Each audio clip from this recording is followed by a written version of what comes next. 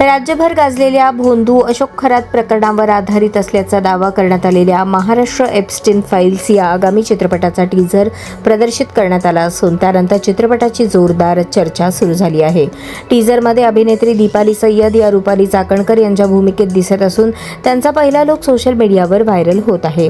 या टीझरमधील सर्वात मोठे आकर्षण म्हणजे भोंदू बाबा अशोक खरातच्या भूमिकेत नेमका कोणता अभिनेता आहे हा प्रश्न।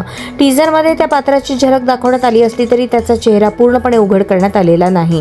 त्यामुळे या भूमिकेत कोणता लोकप्रिय अभिनेता दिसणार याबाबत प्रेक्षकांमध्ये आणि सोशल मीडियावर मोठी उत्सुकता निर्माण झाली आहे। निर्मात्यांनी अद्याप या भूमिकेतील कलाकाराचे नाव अधिकृतपणे जाहीर केलेले नाही। टीझरमध्ये अनेक राजकीय आणि सामाजिक संदर्भांची झलक देण्यात आली आहे। विशेष म्हणजे दीपाली सय्यद यांचा रुपाली चाकणकर यांच्या भूमिकेतील लूक चर्चेचा विषय ठरला असून व्हायरल झालेल्या काही वास्तविक छायाचित्रांशी साधर्म्य असलेले दृश्यही टीझरमध्ये दाखवण्यात आले आहे। आता सगळं उघड होणार या टॅगलाईनसह येणारा हा चित्रपट 2 ऑक्टोबर 2026 रोजी प्रदर्शित होणार आहे। चित्रपटाचे कथानक तसेच इतर कलाकारांची संपूर्ण माहिती अद्याप गुलदस्त्यात ठेवण्यात आली असून टीझर नंतर चित्रपटाबाबतची उत्सुकता आणखी वाढली आहे।